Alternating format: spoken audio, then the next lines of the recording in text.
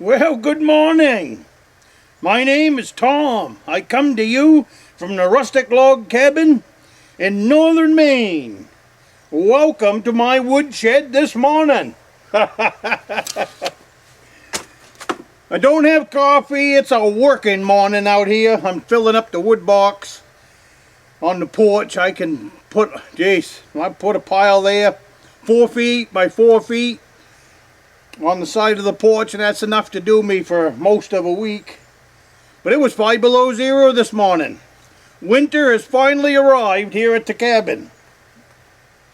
I wanted to wish each and every one of you a happy new year, and I figured the woodshed this morning, while I was taking a little break, would be the perfect opportunity. Anyways, I'm going to show you a little bit about splitting firewood. There's probably 1,000 videos out there on splitting firewood. But you know, like with any YouTube channel, I think my way is the best way. Well, I won't say that. I just have picked up a couple of tricks over the years. Splitting firewood. Work smarter, not harder type deal. So there's a way that I hold my splitting maul. I'll go and show you that. And I'll also show you, like on a stick of wood. There's a way to make the stick of wood work for you. So that's what I'm going to do here in this little video, along with wishing you a happy new year and all of that. As you can see behind me, I don't quite have enough firewood this year. I have been, well, I probably got enough for the year, but I hate to cut it that close because I like to have about a cord left over for next year, so it's well seasoned. So as part of my winter chores this winter with the snowmobile, I'm going to be cutting some firewood.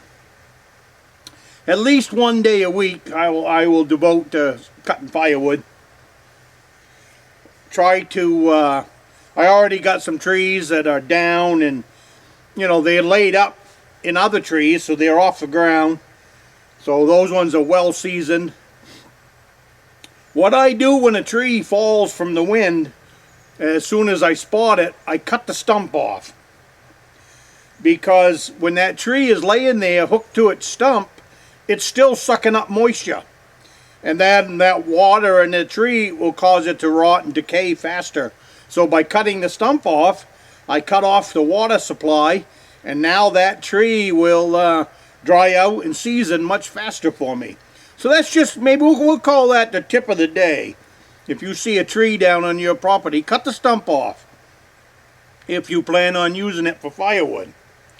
Right about now, I'm really wishing I had a cup of coffee out here. But anyways, I hope you guys had a good Christmas and New Year's. We had a live stream here, New Year's Eve. Lots of people showed up, lots of fun. I had no idea how many people would log on to a live stream New Year's Eve, but we had plenty and we had a good time. So thank you all for joining me here at the cabin for my New Year's Eve party. Oh my goodness, we had a big crowd and there was only one person here. That was great. I had a really good time. We got some snow on the ground. That's nice. We got a nice snowstorm 2 days ago. Nothing major. We got about 4 inches the first night, and then the next day we got a couple inches of fresh snow to put on top of everything. And then it got cold. It finally got cold up here. So we're making ice. That's what we need. Fish houses are dragged out. Everything is ready for winter. So now, like I said, top off the woodshed a little bit, and we'll get on to the winter activities. But this is all you see behind me, just a bunch of crap wood. I don't cut down anything live because I don't have to. There's just dead trees everywhere and down trees everywhere. So I cut a trail over to the area that I plan on logging. Usually I go in the woods and I pick out where the most trees are down, and then I'll put a small trail into that. A loop trail, so I can come right back behind you I've got a big popple tree that came down 2 years ago. It's still hung up in the tree. Only half of it fell down. But that's well seasoned by now, so that's going to make some really good firewood. So I'm probably going to head for there first. I can push a trail with the tractor over to it once I drop a couple of dead trees from in front of it, and then get a chain hooked onto it. So that's my plan. Get a chain hooked onto it and pull that thing out of the woods. Right up here to the woodshed. That's a big one too. It's got to be more than a foot across. So that'll give me some serious firewood. And it's in the hardwood family, so it burns with lots of BTU. It burns fast, but it gives you lots of heat for the minute that it's in the wood stove. So it's a really nice thing to start a fire with and all of that, just to get immediate heat fast to warm up the cabin. So, well, I guess that's enough of that. I guess we'll move on to doing some work and getting that wood box full.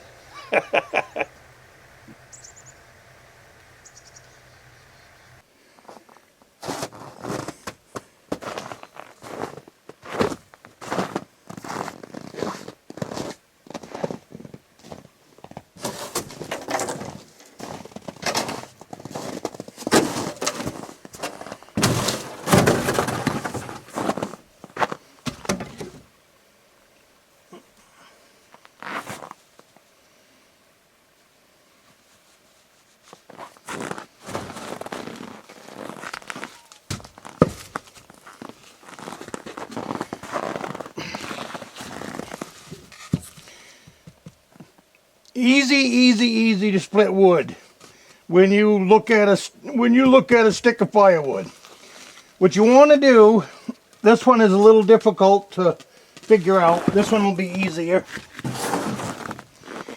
You want to make sure that you are splitting from the top down, and how I do that is if you're on the base of a tree, then it's fatter than the top. But you look at these knots, and if they're pointing up, then this is the top, this is the bottom. And what you're looking for when you split wood, see it's already got a little bit of a crack there? That's what you want. If you look at this one, it's the same way. Like I said, there's no really knots on this one. They go straight out. I think this is the top here. But anyway, I'm going to show you on here because it's more. See right here, see this crack? That's the weak link in this log. So it would split probably either direction. Over here, there it is again. And when you hit this is what's called a splitting maul.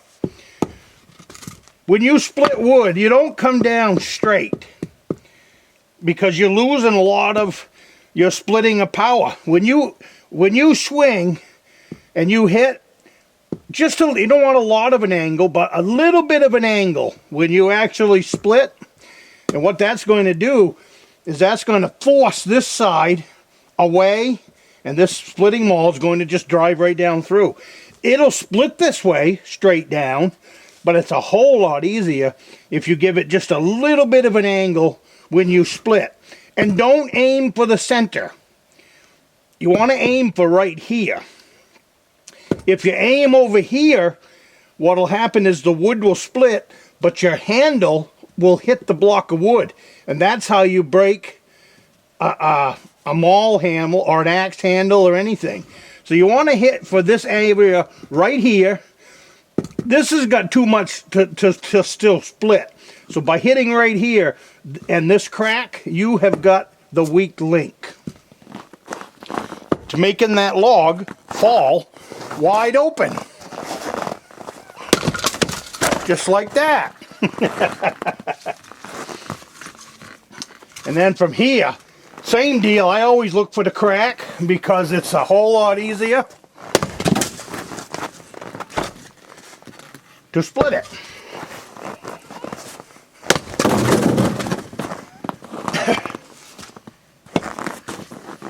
There's our crack. I didn't swing hard. They want to send it sailing across the yard. But you always look for that crack.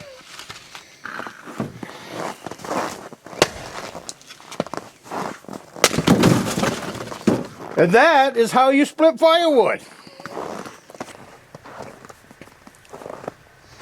Now this right here is the stump one. See?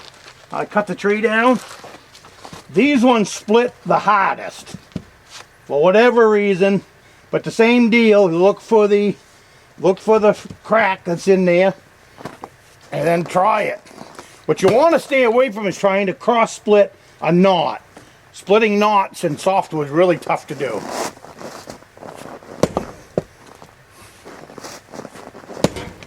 See? But it'll go.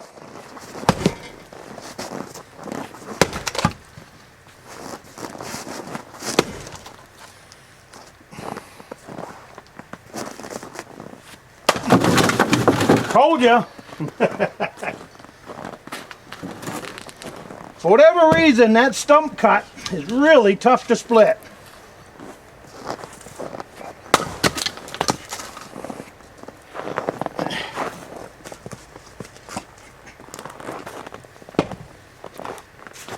Well, I guess I'll keep that one whole.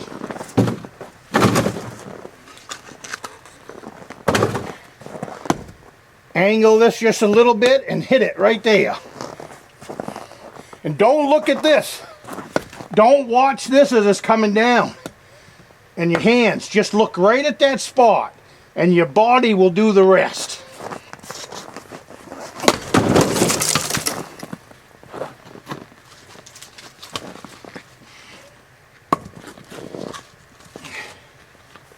If you look at that spot, your body will automatically make sure that head hits there.